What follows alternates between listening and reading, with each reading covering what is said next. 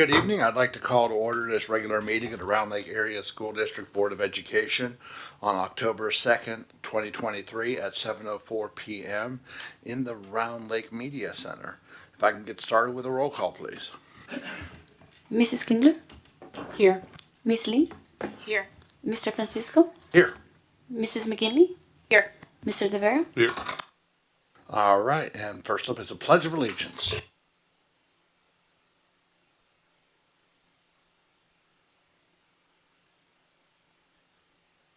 Allegiance to the flag of the United States of America and to the republic for which it stands, one nation, under God, indivisible, with liberty and justice for all.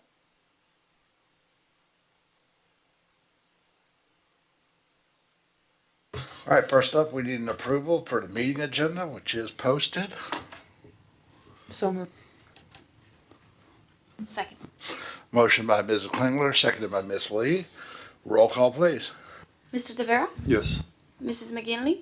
Yes. Mr. Francisco? Yes. Miss Lee? Yes. Mrs. Klingler? Yes. Motion carries. We have an approved agenda, and first up on that are communications to the board. And our first communication is our BPAC update. Good evening, everyone. This is a report for our board.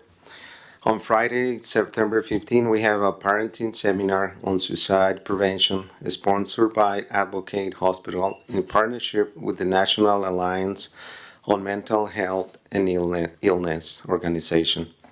We learned 3 steps to provide support to our families in crisis while referring them to professionals.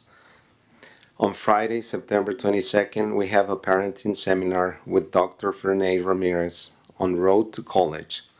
Dr. Fernay shared resources on organizations providing support for our students interested in attending college. Dr. Fernay emphasized how parents can support their students regardless of parents' educational or economical background. College is possible. I would like to personally invite each one of you to attend our 12th annual Hispanic Heritage Celebration on Friday, October 13 at the Round Lake Beach Cultural and Civic Center from 6:30 to 8 p.m. Teachers and students have been working very hard to showcase book authors of Latin America, music, dances, poetry, and art that represents and narrate our cultures and traditions. I hope you can join us. Thank you. Thank you. All right, next up is our return of kindergarten partner school configuration update. And is that Mrs. Bennett?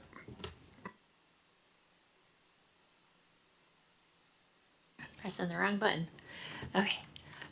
So we wanted to just give a brief overview as to where we are with planning for the implementation of the partner school model heading into 24-25 school year. So as a recap, this is the new configuration that we'll be looking at starting next fall. Late last spring, the board approved this configuration, the partner school model, with those 3 bullet points at the top: direct route transportation, consistent start and end times, and specials in dedicated classrooms. So as we work to plan for the remainder of this year, we do keep those in mind. And as a reminder, our partner schools are Murphy and Village together, Beach and Indian Hill together, and then Ellis with 2 schools within 1 building. So over the summer, I think the teaching and learning team began the work of identifying what really needed to be done this year as far as implementing the remaining process for implementation in the fall. And then I took that information after everyone had some contributions and broke them out into different categories or themes. So as you see here on the screen, we have 10 different planning committees with some more active now in the early school year. More will become more active as we progress throughout the school year. We will have district leadership, school leadership, rural representation, and school staff on 3 specific ones. So district, school, and Earl on all committees. And school staff leadership will be participating on the staff transitions, materials and resources, and physical transition subcommittees. Now I'll just go into each of them individually for a little bit more detail. We have identified a subcommittee lead on each of these categories. So for example, school boundaries, Dr. Epgar is the lead on this subcommittee. We have identified individuals to serve on each of the subcommittees. And Dr. Apgar, for example, in this will be working with individuals as identified as members to work on those individual bullet points listed here on the slide. It's not all inclusive. We expect that there will be other things that pop up throughout our planning process this year that will be added to the work of the subcommittees. But just to give you an example here, we're working on the boundaries, class sizes, special program locations, and the impact of those locations on our transportation routes. So just a little bit of an update here. We've been doing some pretty extensive work with Dr. Apgar over the last month or so in this area.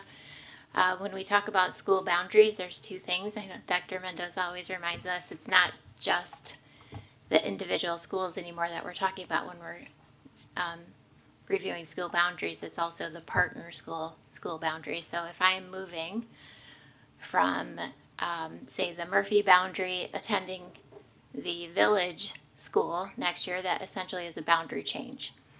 But what we're looking at so far, can I say, we don't believe that there will be any shifting of the partner school boundaries.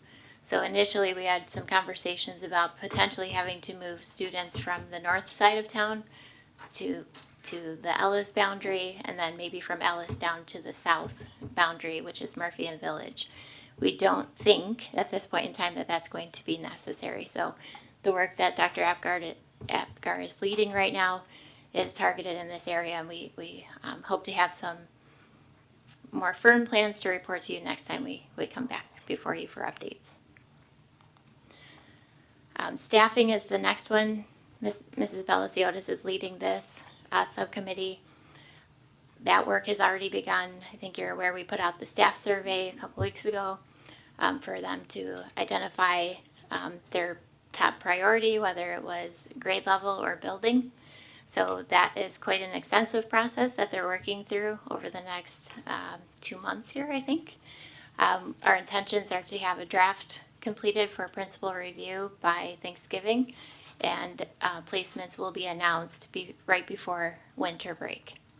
So lots of moving parts with this one. They'll also be involved with the posting and hiring of the bus drivers that we know that we'll need, and determining final staff hours.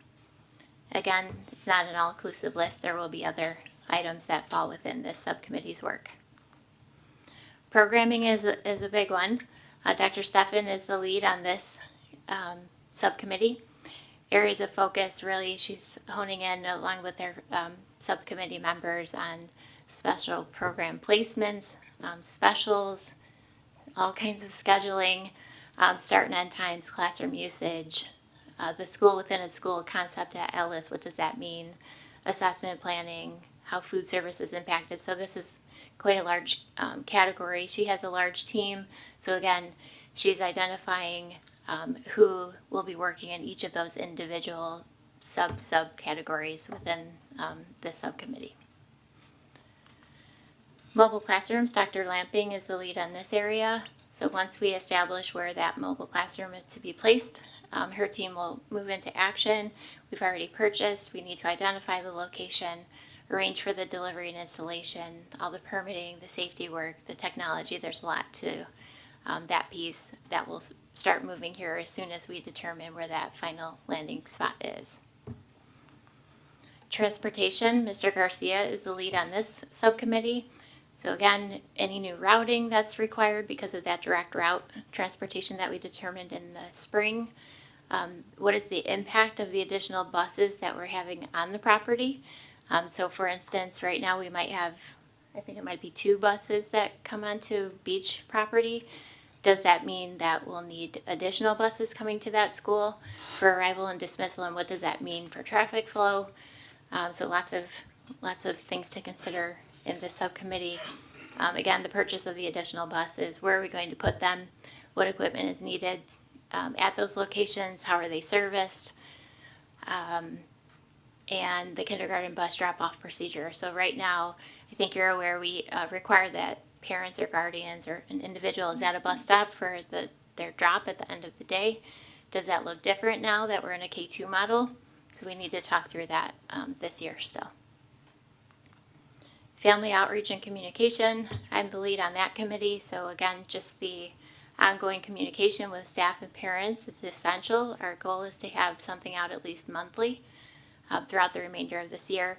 And then our subcommittee will really be focusing on planning the family engagement events. So once we identify where the students are going next year and communicating that out with families, what can we do as a district to make them feel more comfortable throughout this transition? Staff transitions. So Ms. Dempf is leading this subcommittee.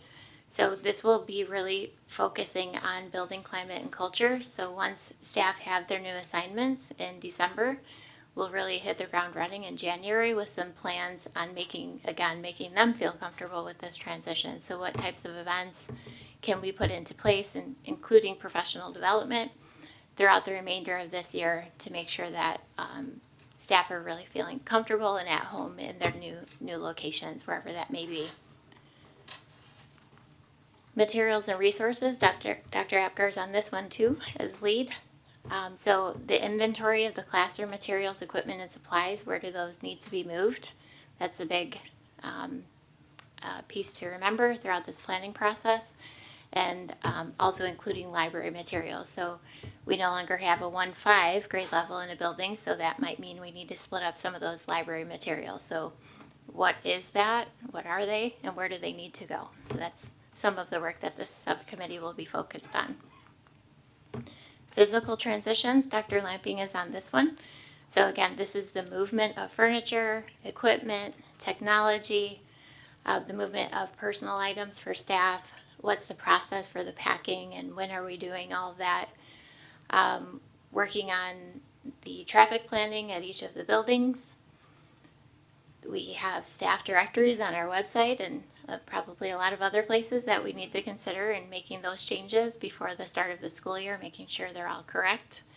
And the closing down of Kleviak, so that's a huge effort there. So moving everything out, determining where it needs to go. And then there's probably a lot more to this one that's not listed quite on this slide. Student registration. Dr. Apgar's on this one too. He has a few. So we really would like to, as we're moving into this new model, assess the current registration process that we're utilizing and potentially, hopefully, streamlining it some for our families. And there is a lot of data that is involved in this move to the new configuration. So moving kind of homeschools, if you will, within the data and all the associated background data that's connected to a kid, making sure that that moves properly as we head into registration for the 24-25 school year. So those are all of our subcommittees and some of the work that they'll be focused on. We had a meeting, I guess it's about a week and a half ago, the leads of each of those subcommittees and a few others involved in that discussion, just setting expectations for how we're going to move forward for the remainder of this year in our subcommittee work. And then we have another meeting scheduled for, I think it's October 10th, where we come back together to let everyone know where we're at with our subcommittee work. But between our last meeting and the next one that we have coming up, it's the expectation that the leads are meeting with their members on their subcommittees to just identify the plan for what's next for each of those subcommittees. I might have mentioned it in community engagement, I can't remember. But just, so there might be 15 committee members on one subcommittee, but that doesn't mean they're working on all of those tasks that you saw in the bullet points tonight. So like, for instance, for programming, Pam will come in, Dr. Kibbens will come in for the food service portion, but she's probably not talking about the schedule. So the lead is responsible for coordinating all of that for those teams. So those meetings began last week. I think we had some additional today, and there will be more before we meet on the 10th. Our intention is to meet at least monthly as leads so that we're sharing information across committees to make sure that we're not missing anything. There probably is going to be a lot of crossover. So this is an opportunity for us to come together to share the progress that we're making and to maybe ask questions or answer them. And then we have an ongoing staff and family communications expectation. So like I said before, at least monthly. And then we'll be providing regular updates at the Community Engagement Committee and then here at the board. So any questions? Questions from the board? Very good recap. Yeah, I would just share, so I think at community engagement, with this being the topic, like how are they tracking the task and milestones? Because this is such a large endeavor for the district. And as you heard her talk about the committees, who's leading those committees and the subcommittees, there's a lot of tasks and things that need to happen. So we asked how's that being managed so you don't lose sight of all these moving pieces. So they're using their project management software, and I forgot the name already, right? Yeah. So I think it's an important part of this whole thing to make it as seamless as possible.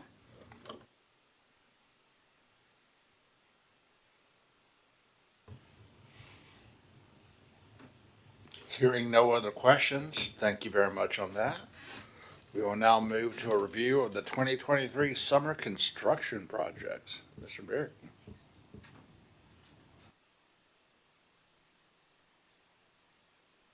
Well, good evening, and thank you for your time.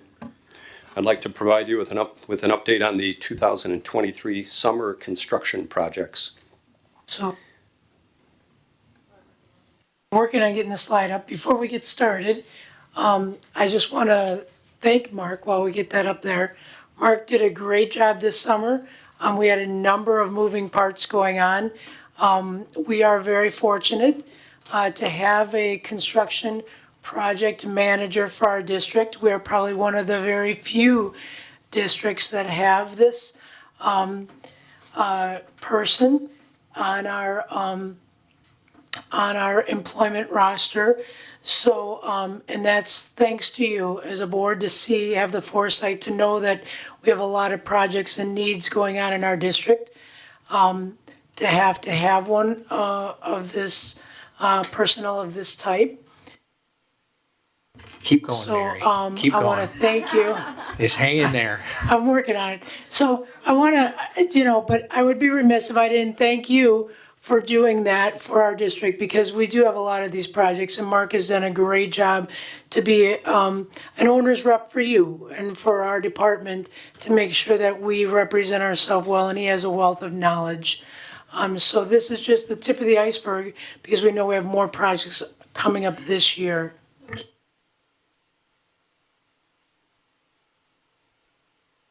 Okay, well, thank you. As an overview, the Round Lake School District continues to make deliberate and systematic improvements on our physical assets in and around our buildings. And we do so through careful planning and in fiscally responsible ways. Key categories this year focused on concrete and asphalt replacements, classroom, library, and service area renovations. Targeted areas were intended to maintain health, life, safety standards, improve security and building code compliance, and support teaching and learning initiatives. All summer improvement projects have been substantially completed. Schools were opened on time, and as a sum total, we completed our tasks under estimated budgets. Now, granted, we may have been removing construction barricades the night before school started, but I say that as a compliment to our team members. In all seriousness, each of the principals, our transportation director, cabinet members, and Dr. Mendoza were incredibly understanding, collaborative, and quite frankly, kind on allowing us to complete our projects. So I wanted to say thank you to each of you. The 6 major construction projects consisted of, first, a classroom and library renovation at Beach Elementary. If you're familiar, most of us are familiar with Beach Elementary, but if you weren't, there was a large open area where we reconfigured this open education space, which basically consisted of 8 makeshift classrooms and 1 library, and we reconfigured it into 8 separately enclosed classrooms and 1 central learning resource center. We completely replaced the fire alarm control panel, and we upgraded fire safety devices. The funding source that you allowed me to use was an ESSER 3 grant. We had budgeted $1,387,000 for the project. The ending total is $1,245,908. So we are under budget with a savings of $141,391. The result, as you can see, is a beautiful, sound insulated, improved technology working space. Next. And although Beach is one of our older facilities, it now has the most updated fire alarm control panel with voice over communication and upgraded fire safety devices. The 8 individual classrooms provide improved acoustics, door security lock sets, and new cabinetry and countertops with improved storage. And then the next. Now at Round Lake Middle and Indian Hill Elementary, the district replaced all asphalt parking areas. We reinforced the drive lanes, and we replaced selected concrete structure. The schools were listed separately and bid separately simply due to the significant amount of work associated with completing these large jobs. Both schools were paid for through DCEO grant funding, or Department of Commerce and Economic Opportunity. Now at Round Lake Middle, well, let me tell you first that we budgeted $625,000 for the 2 projects. We were able to design in a way that we received a bid award of $255,823. The total project cost was $271,823. So I did have to come to you to have approval of 1 change order. And that, of course, was the remediation that I had to do up in the upper north parking lot. On the next. Here's a photo of the before shot, which shows you the main drive lane in front of Round Lake Middle. And the second one is what it looks like now, the new improved version. Next. And this is the upper parking lot that I referred to on the north side. This is striped and ready to go. So next slide. At Indian Hill Elementary, we received a bid award of $243,897, and the total cost of the project was $218,529. So we also saved, we had a savings of $25,368. So for both projects, if you put them together, we had an approximate savings of about $8,000. Now, here's a photo, if you haven't been by, to see the front drive lane at Indian Hill. That's the main bus loop. And then the next. I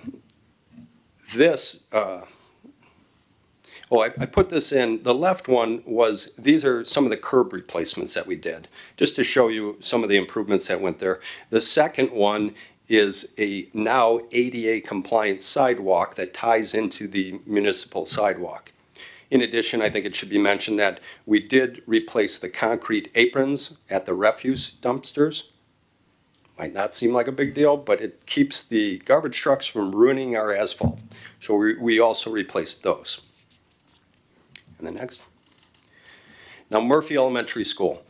Murphy Elementary School, I believe, was a vital health, life, safety project.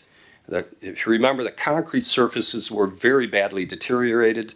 The flow of traffic for student drop-off was hindered by a large concrete peninsula, which slowed down the entire school start process, and there just wasn't enough parking for staff members.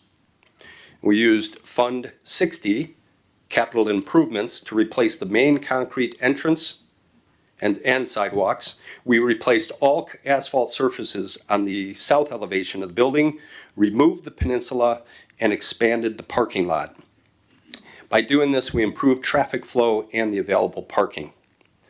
Architects originally had estimated this project to be north of $800,000.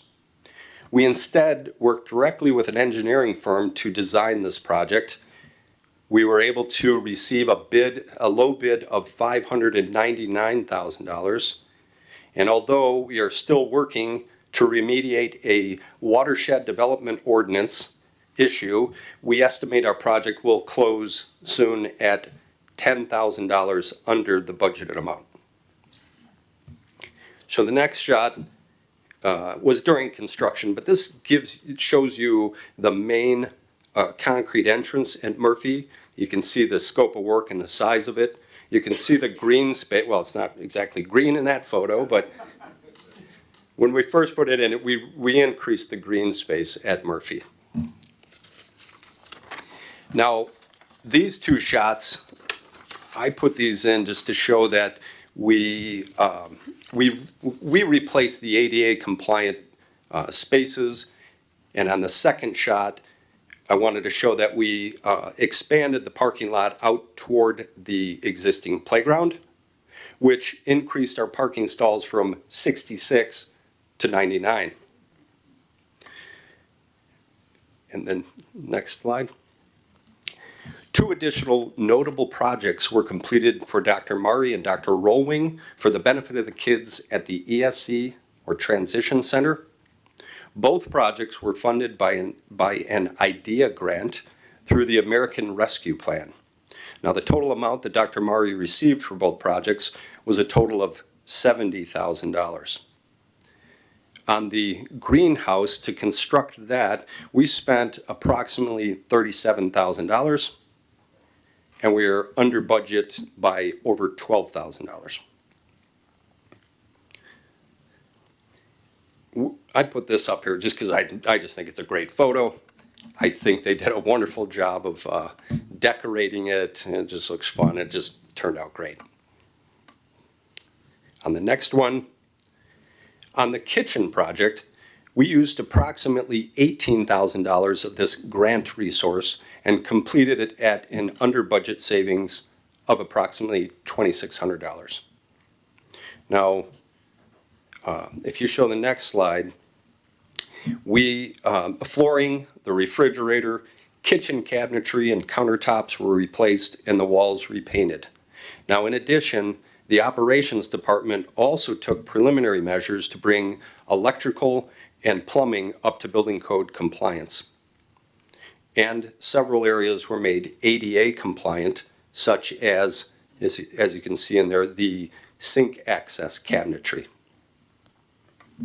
So, in summary, if we continue to strategically plan our projects, develop scopes of work and specifications that we feel are in the best interest of the district, we effectively manage our vendors and contractors by providing proper oversight, I'm confident that we will continue to systematically accrue improvements that will be on time, on budget, will decrease our expenditures on energy costs, and will increase our satisfaction ratings with our teaching and learning counterparts. So in summary, I just want to say thank you to Dr. Mendoza and to all of the members of the board for your support and funding. Can I answer any questions? questions on the board? When do we get a tour of the greenhouse? That was part of the transition center I asked for already for the board. But I just wanted to add, I know the Finance Facilities Committee asked Dr. Lamping and Mark to put together a comprehensive presentation of all of our summer projects. I know we got weekly updates with pictures, but I think it has a greater impact in a presentation, not only that the board sees, but the community sees as well. I think they did a fabulous job, and thank you in the work that they did. So I think it was a great presentation, and they did a great job. And then, as you mentioned, the greenhouse at the transition center. I don't know if everybody's been over to Beach yet to see the new classrooms. I know I have, but we can arrange for that as well. I just want to thank the board for investing in the schools. I mean, we probably have over $100 million worth of work we could probably do. I mean, that's on the life safety report. So just being able to just methodically select the projects and go through it. And I just want to thank Mark specifically. You can clearly tell he knows. I feel I'm grateful that he's providing oversight with some of these projects and ensuring that the resources are being stewarded properly. So, I've worked in 29 years. I've never worked in a district that had somebody with Mark's expertise. So when Dr. Lamping talked about that, I just want to thank you as a board because we basically look at him and go, what do you think? And he's able to communicate. He can speak with the vendors in a language that we couldn't. So we're just a tremendous sense of gratitude. So I want to thank the board as well. So. And he does a great job at working with not only our engineers, but working with our permitting and working with our village counterparts to understand what they're asking for when it comes to our construction projects. So we're very blessed to have that. Thank you for the compliment and thank you for the funding. Thank you.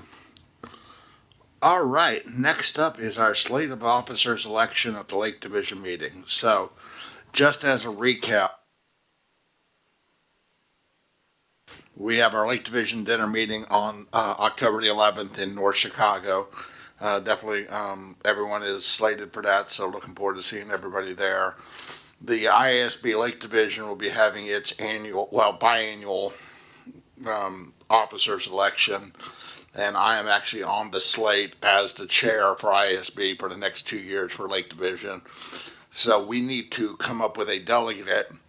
They may ask for an individual voice vote from each board at the meeting when that slate comes up for election, or it may be just normally just an open voice vote, but they're telling us to have one person prepared as a delegate. So we would need to select a delegate from everyone, and needless to say, I can't be that delegate. I was just going to add, I know there was an email sent out by ISB that shows you the full slate, those Correct. Officers. And that email on there again, I am up as on the slate as the chair for the next 2 years.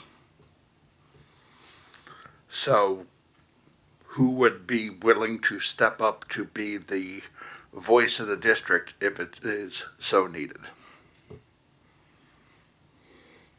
That's me. Okay, we have a nomination and it sounds good, so we're not even going to go formal on it. It is Annette, so we are done. Thank you for that, and definitely looking forward to seeing everybody at the dinner. It's at North Chicago. They are very proud of their new building. That's the one that they worked with. Remind me, it's not Baxter. Who is it? It was Abbott. Abbott. Thank you. They're very proud of that school and looking forward to showing it off to everybody. All right, and then that's going to lead us into the ISB proposed resolutions for the delegate assembly. Everyone should have gotten a form in front of you that has the IASB recommended resolutions and what IASB's position on it is. Everyone please take the next 2 weeks, review that. You've got the packet also. I'm pretty sure it was mailed out to everybody, and it's also on the website. But just review it. We will come back in 2 weeks and we will formally go through all of the positions. And in that meeting, we will decide our board's choice as to do we support or not support each of those positions. And on top of that, we'll come up and in 2 weeks, we'll select our delegate and our assistant delegate, the alternate delegate, so to speak, for III. Any questions on the proposed resolutions or the delegate assembly? All right, then next up is the FOIA report. Any questions from the board on the presentation inside of that? Pretty straightforward. And then next up after that is reviewing contracts under 1,000. And we did not have any, so there we go. Which will now bring us to public comment. As always, members of the public may participate in public comment during regular board meetings by attending in person or by submitting electronic public comment form. Please note that speakers are limited to 3 minutes. Electronic public comments are accepted up until noon on the day of the regularly scheduled meeting, and the public commenter will be contacted to confirm identity, and once confirmed, electronic public comment will be provided to all board members in written form. As always, a link to the electronic public comment is online. There was no electronic public comment for this board meeting, and I'll open it up to the public. Fair enough. So no public comment for this meeting, which means we will transition to the superintendent's report and Dr. Mendoza. Thank you, Board President Francisco and board members. The district has been awarded $176,493 per year for the next 3 years as part of the State Teachers Vacancy Grant Pilot Program. The Teacher Vacancy Grant is aimed to help provide districts with the resources to attract, hire, support, and retain teachers. The grant was awarded to districts in evidence-based funding tiers 1, 2, and 3, and who reported unfilled teacher positions for the 2022-2023 school year. The grant funds are intended to give districts the flexibility to be innovative, creative, and utilize evidence-based ways to sustain employment of current teachers and attract new teachers. I want to specifically thank Christy and HR for submitting the grant and working with the association to come up with some of the strategies. We're also pleased to share that the Round Lake High School boys soccer is the 6th seed out of 16 in our sectional, which we will host on Tuesday, October 24th and Friday, October 27th. For regionals, we will travel to Harlem on Tuesday, October 17th, 6:30 p.m. to play the 14th seeded host Huskies. If we beat Harlem on October 17th, we will play the winner of Larkin versus Jacobs on Saturday, October 21st, 3 p.m., also at Harlem High School for the regional championship. We have an opportunity here, so yes, we're very, very excited.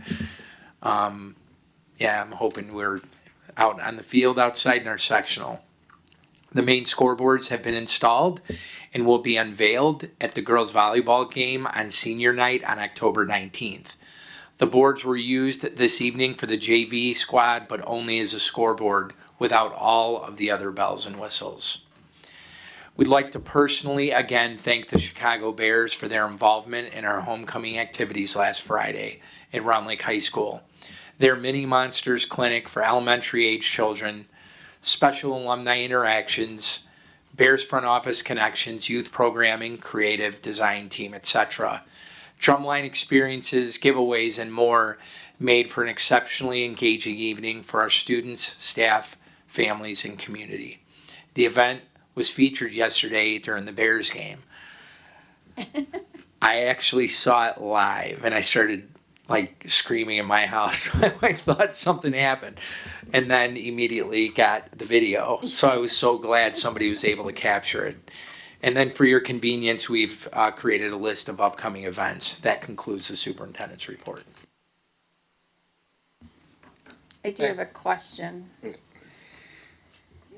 No, go ahead, you first. The scoreboard on the 19th, is that like a formal event with the board, the unveiling, or how is that working? They're gonna do a short, sorry, he texted me today, I'm trying to remember all the details. Just a short unveiling, a thank you to the board and the, boosters for their support of those. So yes, we'll get the invitation out to the full board. Thank you. And then, if any of the board is available to go to Rockford for the sectional, well, for the regionals, is there a pass list or anything? We'll find out and get that to you. Thank you.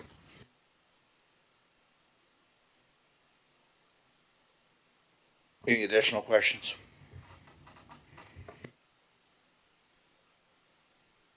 Perfect, hearing none. Next up, we'll move to committee reports and this evening's Community Engagement Committee update. Hey, everybody. So we met tonight earlier, and if you look at the agenda, the first thing up was the return to kindergarten partner school configuration update, which Heather did a brilliant job at, so I will not go into too much detail on that. The RIKE was the project management tool that you were discussing, Annette. That was what it was called. The next was the review draft communication plan, excuse me. Basically, they designed this document to put everything that they're doing into one place, and then they were asking for feedback on it from the community members. We discussed including the PTO boosters, things of that sort, BPAC, kind of in the communications. But we all agreed that it was a very comprehensive report. Anything you want to add on that? Okay. The next thing we discussed was the school logo for Indian Hill. We've talked about this for quite some time, actually, prior to COVID. But we sort of universally agreed that with the partner school initiative coming up, that perhaps we should shelve that temporarily and then continue that discussion after the partner school is done. We discussed a lot of changes. Kids will be going to different schools, and perhaps the name change addition to that might be a little overwhelming for the community. So we did discuss possibly, having a discussion about it and involving, feedback in it, but after that's completed. So that's what we thought about that. The next one that we discussed was the parent-teacher conferences. Heather provided a verbal update on that. She said that last year there was some discussion, some feedback around the conferences needing a better system. They are currently vetting some of those systems and exploring some options. They're not going to be available yet for this conference, but they are going to be meeting with vendors and nailing down systems that integrate with our systems the best. But currently they've set up meeting with principals to create a smoother experience, excuse me. And then mid next week, the Calendly, I just cannot say this word, I apologize, links for each teacher being sent out. And each of those links has a Zoom option for the parent, so we're kind of trying to hit it for everybody.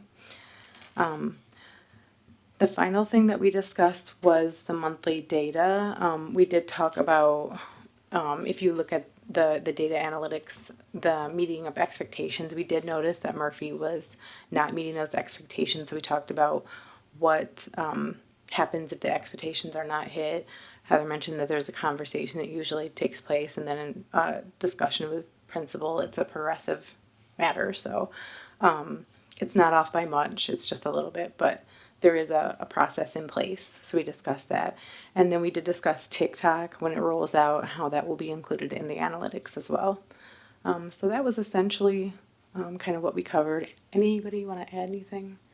Did I miss anything? I would just add that TikTok, because that will be a new social media platform for us. It's just a district only, so we're not giving it to all the groups. Yeah, it's not a green light for everyone.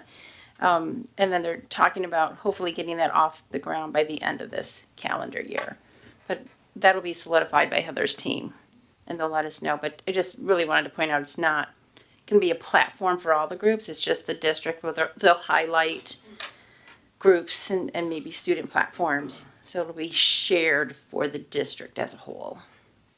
Thank you for that. Yes, we're just excited about the TikTok being included since that seems to be a very heavily utilized platform. So that's all we got for this one. Any questions? Anybody? Anything you want to add? I'll just clarify for the parent-teacher conference scheduling, the Calendly links, that's really for secondary. Elementary began doing their scheduling with open houses at the start of this year. But secondary, we haven't rolled that out yet. So that's what's coming out mid next week. Thank you for that clarification. And that's all we got. Hearing no additional questions, thank you very much for that update. And we will move to some approval of open meeting minutes. Need a motion to approve the September 18th, 2023 special meeting, public hearing, fiscal 24 budget meeting minutes. So moved. Second. Motion by Mr. Jewett, seconded by Ms. Klingler. Roll call, please. Miss Lee, Yes.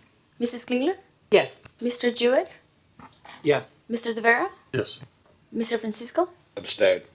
Mrs. McGinley, Yes. Motion carries. I need a motion to approve the September 18th, 2023 regular board meeting minutes. So moved. Second.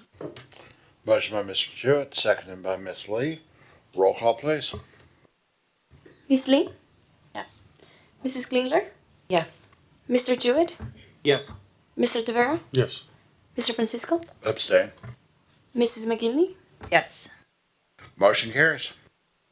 I need a motion to approve the September 19th, 2023 special meeting expulsion hearing, 5:30 p.m. So moved. Second. Motion by Mrs. Klingler, seconded by Ms. Lee. Roll call, please. Mr. De Vera, Yes. Mr. Jewett, Abstain. Miss Lee, Yes. Mrs. Klingler, Abstain. Mr. Francisco, Yes. Mrs. McGinley, Yes. Motion carries. I need a motion to approve the September 19th, 2023 special meeting expulsion hearing, 6:30 p.m. So moved. Second. Motion by Ms. Klingler, seconded by Ms. Lee. Roll call, please. Mr. De Vera, Yes. Mr. Jewett, Abstain. Mrs. Klingler, Yes. Miss Lee, Yes. Mr. Francisco, Abstain. Mrs. McGinley, Yes. Motion carries. Okay, I need a motion to approve the consent agenda for the accounts payable report for $866,003.91, the October 2nd, 2023 employment report. So moved. Second. Motion by Mr. Jewett, seconded by Ms. Lee. Roll call, please. Mr. De Vera, Yes. Mr. Jewett, Yep. Mrs. Klingler, Yes. Miss Lee, Yes. Mr. Francisco, Yes. Mrs. McGinley, Yes. And motion carries. All right, then we are to new business, and first up is our 23-24 school improvement plans. Good evening. This is the annual approval of school improvement plans. I just want to call out a couple of things that may be a little bit different this year. Previously, we had 3 goal areas. This year, we expanded that, so each building has a plan focused around 4 goal areas: academic, behavior, equity, and then the new one is school family partnerships. Additionally, we did shift our professional development model this year to be really intertwined with our school improvement process. So PD will be located in the buildings, specifically tied to the school improvement plan. This will give our principals and their teams a lot more opportunity to both provide PD on areas specific to that, but also share data with the staff and then adjust that professional development to meet the needs of the school. Finally, I just want to point out that the board does need to approve the school improvement plans for schools that are designated as targeted by ISB. However, we do not know which schools those will be yet.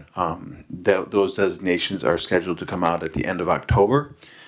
In November, I will be bringing back information about those designations and information, with more comprehensive data look at the school and kind of where we are academically.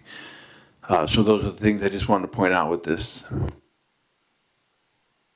And this is a recurring item every year, correct? Yes, this is our annual approval of these plans. Hearing no questions from the board, All right. I need a motion to approve the 2023-2024 school improvement plans. So moved. Second. motion by Ms. Klingler, seconded by Ms. Lee. Roll call, please. Mr. Tavera? Yes. Mrs. McGinley? Yes. Mr. Jewett? Yes. Mr. Francisco? Yes. Miss Lee? Yes. Mrs. Klingler? Yes. Motion carries. All right, next Yep. up is guaranteed energy savings contract. Or- I need a motion to approve the guaranteed energy savings contract with Allied Facility Partners. So moved. Second. Motion by Ms. Klingler, seconded by Mr. Jewett. Okay, so then it's actually, I'm gonna talk to both because we have the, motion on the table currently for the energy savings contract, and then we have the, Allied Facilities Partners Construction Management, that will be next. So just to speak to them both, Dr. Kibbens and I met, and again, this relates to the project for the Early Education Center, the addition and the energy performance contract. That's what, these two relate to. So we met with Dr. Kibbets, went through all the documents as it relates to Allied being our construction management for the addition, and then also the energy performance contract. So there's two components to this project at the Early Education Center. So that's why there's two separate motions. Going through the documents that are required for the bidding process and in relation to our agreement with Allied, and then of course we have our architect of record and that relationship, because as we talked previously, this is a hybrid model that we're using in regards to using Allied as the construction manager, where there's no change orders. They kind of go, they go through, they look through the whole project, they tell us this is the price. And again, if they miss something or something happens, with the exclusion of asbestos, that is the exclusion, that is the price. So the documents that we use are made with in mind using the traditional architect contract manager relationship. That's obviously not what we're doing. Dr. Kivens did a marvelous job going through those documents and with the attorneys and going back with Allied and making sure those documents reflected the agreement that we have in place. So if you look at some of the documents, you'll see those redactions, and I forgot the exact verbiage. Intentionally deleted. Intentionally deleted. They were intentionally deleted because, again, of the agreement and the contract as it relates to Ally being the contract manager and this hybrid model that we're using. Anything you want to add, Dr. Kim? That was a really high-level overview. You did fine. Just a reminder, with the Guaranteed Energy Savings Contract, that process did and followed the formal request for price. So that is a very formal process that does require a 30-day notification. We did notify, according to the Capital Development Board, as well as having information on our district website, starting on August 7th. That request for a proposal went live. We did have two optional walkthroughs. We did have a mandatory pre-bid meeting. We did open that request for proposal on September 7th. We only received one proposal. That was through Allied Facility Partners. Our district team did review it the week of September 11th. We had to make sure we had inter-rater reliability. We pulled in another architect from Archon VP. He reviewed the documents as well, and we agreed that Allied Facility Partners was the best proposal on the table for the district.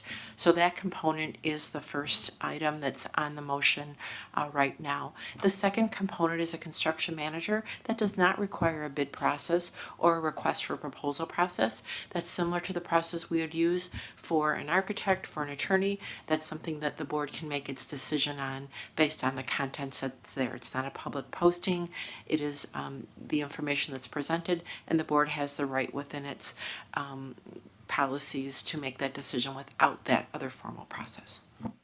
And just two more point. One, I want to acknowledge the work of Dr. Kibbins, especially last week. If you think about what we were dealing with, she did a tremendous job of buttoning up the CM agreement. So I want to thank you. You're very good with detail and very thorough, and I had the confidence that she would get that done. The other thing, just as a gentle reminder, part of why we're bringing this here now, trying to get this early, is we want to start the project before the frost hits, as per Mark Varick's recommendation. I mean, that was his suggestion. So ideally, again, I don't even know what you call it, but it's something about getting our footings poured before Thanksgiving. So we want to get this moving. So Just the last thing I'd like to say for your timeline, we do have a bid on the street that is live to get the project moving. It went live on Friday. That bid opening will be October 23rd, so we can be moving. Construction will officially start November 27th. I have notified our insurance company to increase our builder's risk, and contractor has agreed to a substantial completion date of July 31st of 2024. That means we'll be able to enter, we'll have access, we will have permits. So it's very robust and a very aggressive timeline, but we knew that going into it.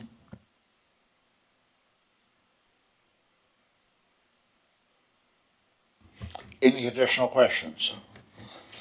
All right, so we have a motion and a second for the guaranteed energy savings contract. If I can get a roll call, please. Mr. Tavera? Yes. Mrs. McGinley? Yes. Mr. Jewett? Yes. Mr. Francisco? Yes. Miss Lee? Yes. Mrs. Klingler? Yes. Motion carries. Need a motion to approve the standard form of agreement between owner and construction manager, A133-209, general conditions of the contract for construction, A201-2017, and insurance and bonds, A133-2019, Exhibit B, and Allied Facility Partners LLC for the Early Education Center expansion project. So moved. Second. Motion by Ms. Klingler, seconded by Ms. Lee. Roll call, please. Mr. Tavera? Yes. Mrs. McGinley? Yes. Mr. Jewett? Yes. Mr. Francisco? Yes. Miss Lee? Yes. Mrs. Klingler? Yes.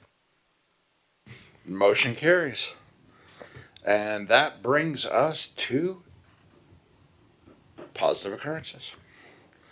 I will go ahead and open positive occurrences. I just want to say I was able to luckily already be scheduled to be at the high school on Friday the 22nd due to the Honor Civic Safety Council, which was a resounding success. The kids were amazing.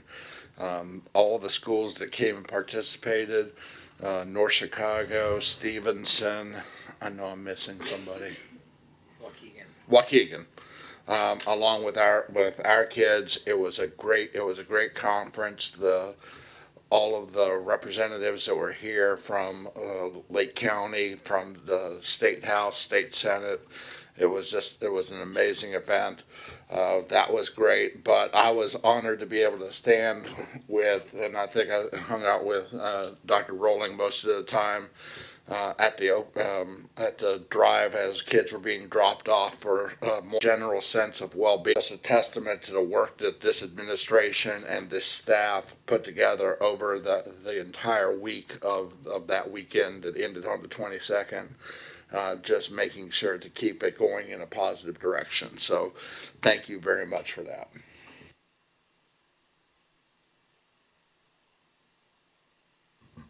I know everybody's going to talk about homecoming, but I have to point out the Bears drumming with our students was just a highlight.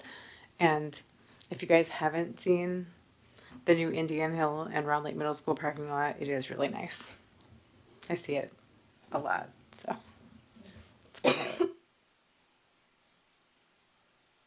Yeah, I was walking past Indian Hill. I live in that community, and so I walk past every day.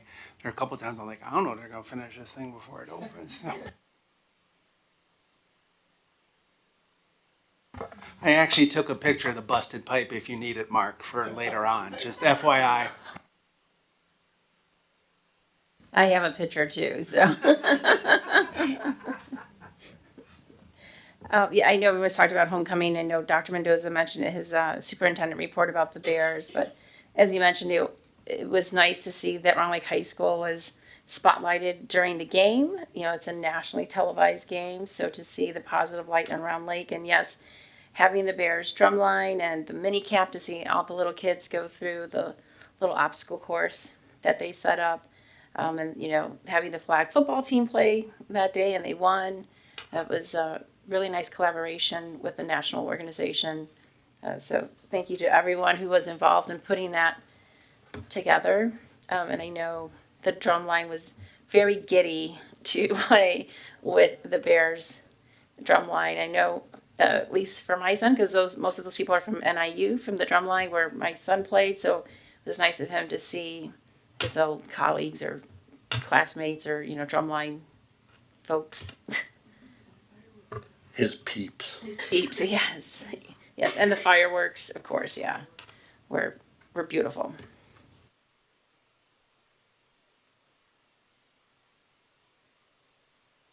All right. Hearing nothing else on positive occurrences, we will next move to future agenda items. I just wanted to follow up for the board, just to reaffirm I've not forgotten about these. We're gonna try to confirm not the actual visit, but the date of the visit within the next 2 weeks to Cedar. We're going to include, there was a request to include an update on turf maintenance. We're going to include that into the athletic presentation the next time Ethan comes back. We'll do something comprehensively. And then I would, Mr. Francisco and I talked about this as an idea. It was my suggestion, but certainly a board decision. I was wondering if the board would be interested in having the executive director of LUDA come out and spend about 10 minutes at a board meeting. Literally would give you a little bit of background on the organization, large unit district, his role, benefits of being it, but more than that, we would coordinate that in line with the General Assembly spring session about upcoming bills and legislation. I think it would be good for you to hear how the process works, kind of how fast things move, and frankly, if there's anything that you want to opine on, you could. Any interest in that? I don't think I've ever had Miss Dr. Berkey out here. Is it something? Okay. Looks like you have unanimous desire on that one. I'll just throw it just as a reminder for the board. It's not really future agenda, but just to remind you on your calendars. I get a chance to go to the Ed Red Luncheon, which is coming up on the 6th, but we've all got the Lake Division dinner in North Chicago on the 11th. Pretty sure we've also all are on the calendar for the Mano a Mano Gala on the 14th. And a reminder that our next board meeting on the 16th has the Life Touch photos prior to that. Can we get the Life Touch photos on our calendar, please?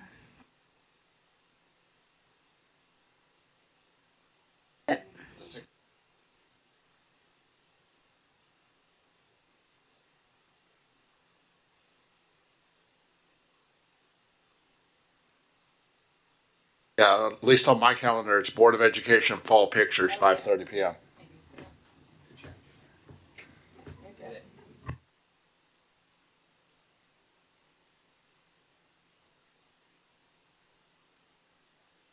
So I'll just request finance goes first because we have a finance meeting.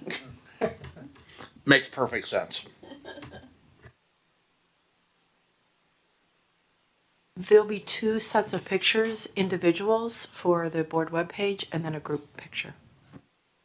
So then everybody will need to be here at 5:30 then, in order to be able to do the group picture. Yes, and we'll have to talk quickly in finance. Make sure it's a small agenda.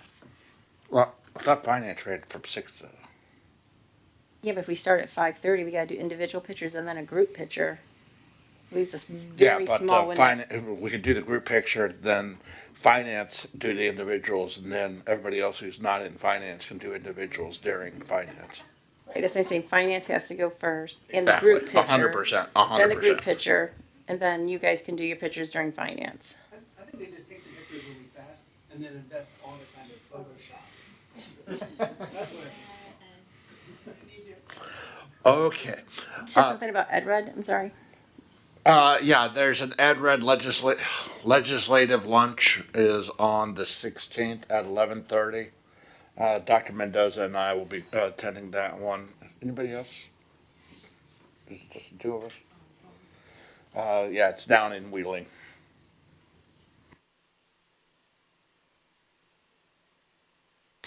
All right, hearing nothing else, then I will call us adjourned at 8:10 p.m.